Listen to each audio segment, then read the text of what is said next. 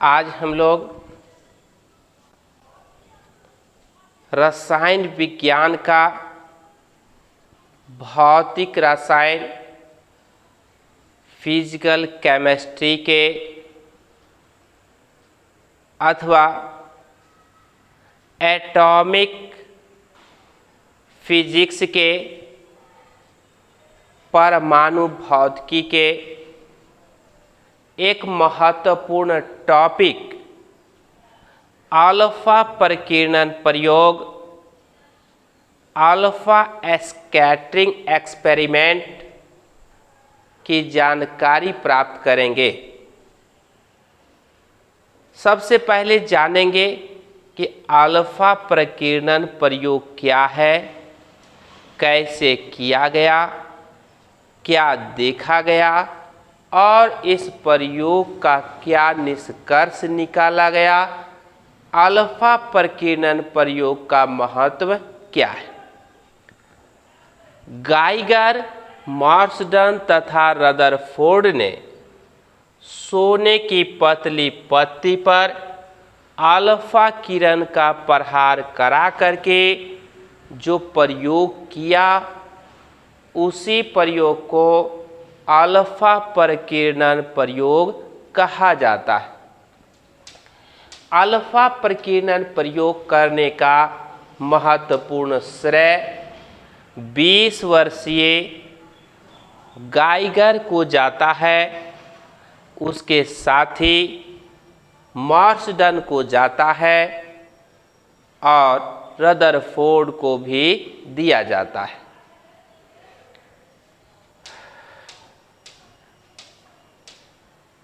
अब समझेंगे कि अल्फा प्रकीर्णन प्रयोग क्या है। यह शीशे का पात्र है। शीशे के पात्र के अंदर कोई रेडियो सक्रिय तत्व रखा गया है और उस रेडियो सक्रिय तत्व से निकलने वाले अल्फा बीटा गामा किरण में से बीटा तथा गामा किरण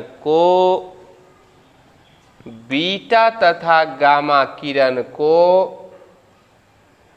इस अवरोध लगाकर रोक लिया जाता है। केवल अल्फा किरण को अवरोध के छिद्रों से आगे जाने दिया जाता है और जिसका सोने की पतली पत्ती पर प्रहार कराया जाता, आघात कराया जाता है, बमबारी कराया जाता है। अल्फा किरण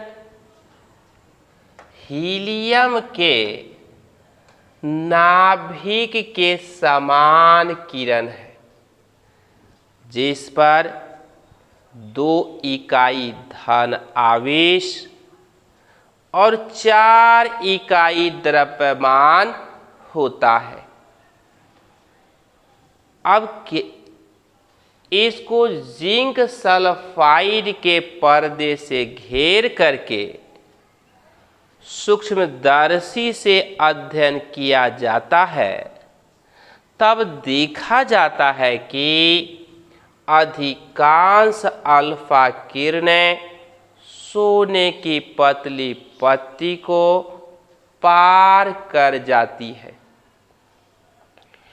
कुछ अल्फा किरणें अपने पथ से विचलित होते हुए पार करती है और लगभग 8000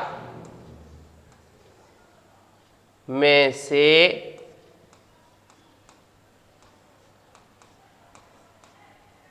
एक किरण या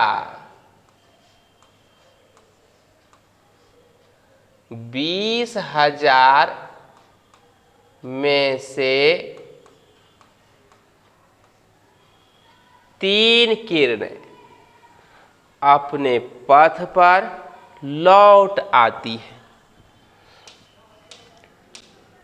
अब हम अवलोकन की बात करते हैं। तो अवलोकन में पहला क्या देखा गया? अधिकांश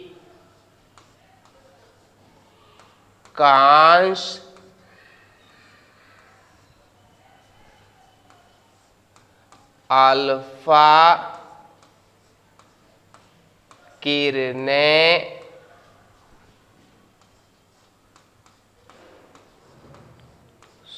सोने की पतली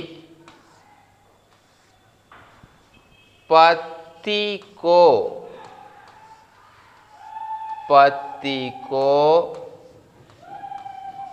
पार कर जाती है। सोने की पतली पत्ती को पार कर जाती है। दूसरा अवलोकन करने पर पता चला कुछ अल्फा किरणें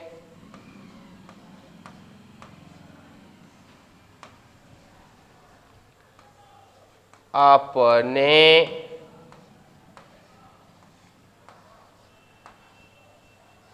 पथ से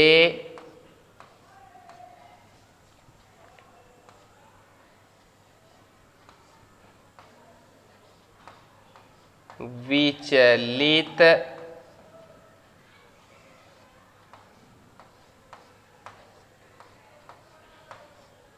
होते हुए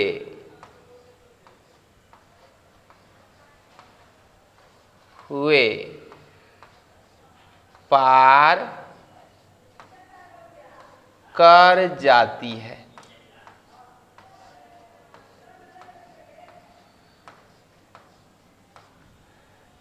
तीसरा देखा गया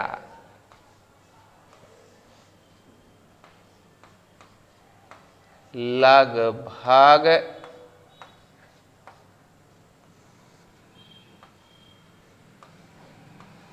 20,000 में से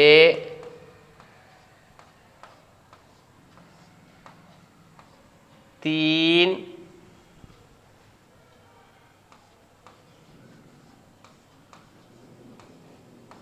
किरणें या 8,000 में से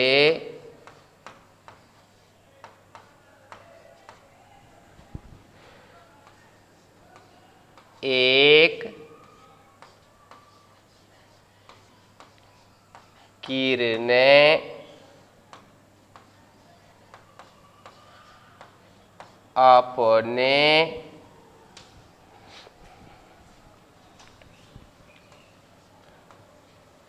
पथ पर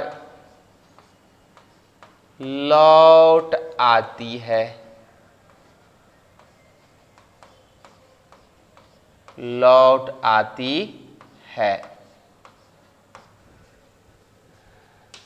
अब इस अवलोकन के आधार पर निष्कर्ष निकाला गया। क्या निष्कर्ष? परमाणु का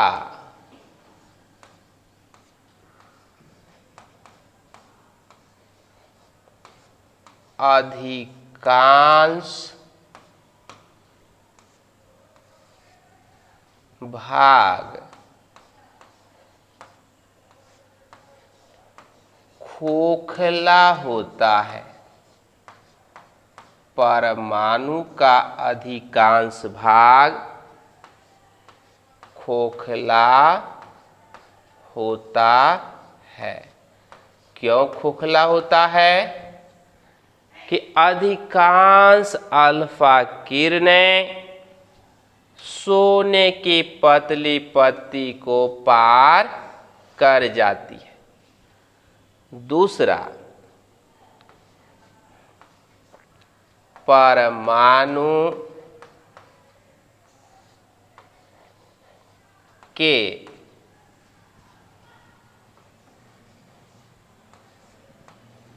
केंद्र में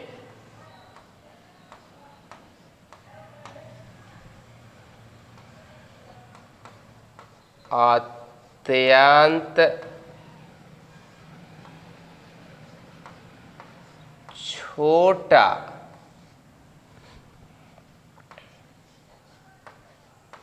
धन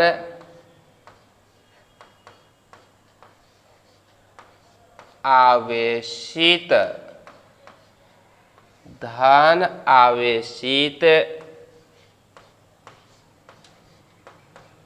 ठोस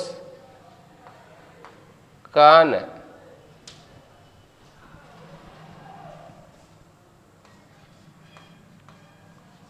पाया जाता है।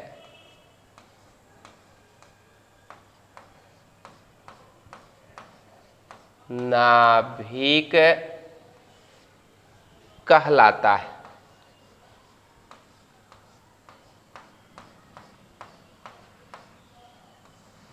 नाभिक कहलाता है।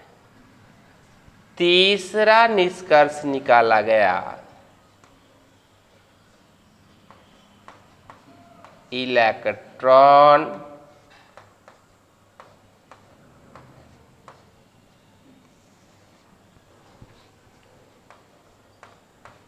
नाभिक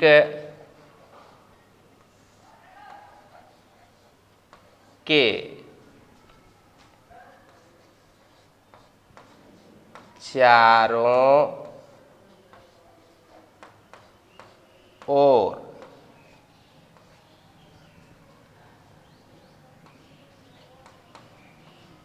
अत्यंत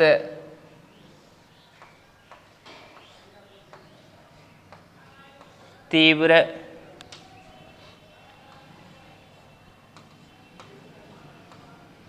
वेग से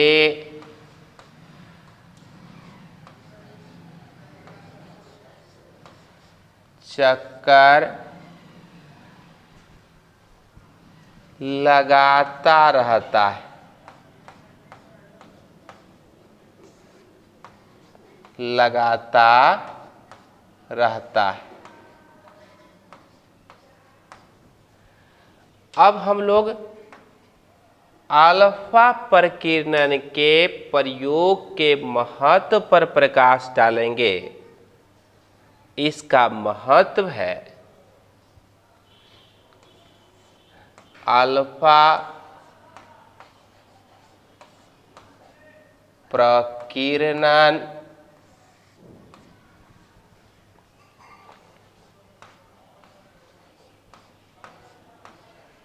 प्रयोग की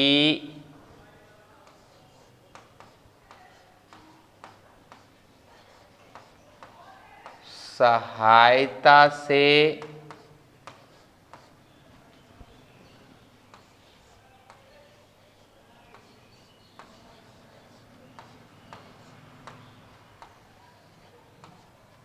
रदरफोर्ड ने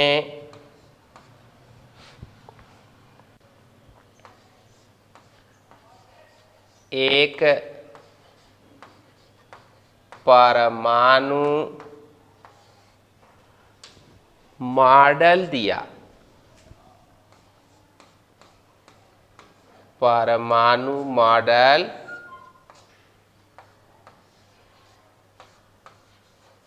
दिया जिसे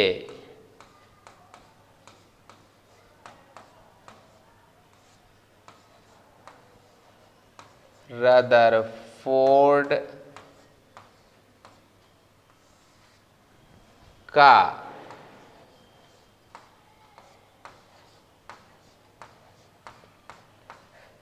परमाणु मॉडल या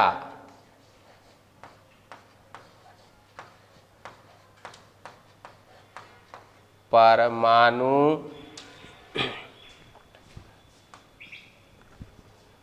का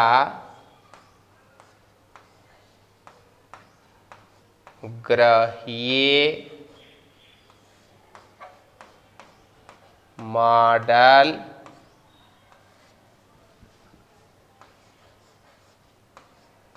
कहा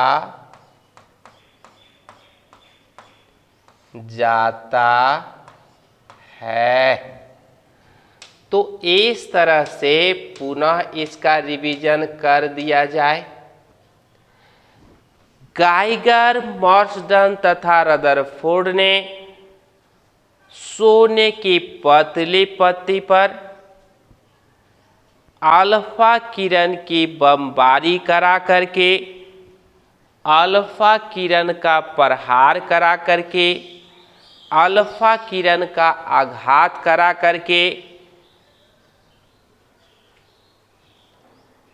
जिस प्रयोग को किया और उसी प्रयोग के परिणाम के आधार पर रदरफोर्ड ने एक परमाणु मॉडल दिया, उसी प्रयोग को अल्फा प्रकीर्णन प्रयोग, अल्फा स्कैटरिंग एक्सपेरिमेंट कहा जाता है।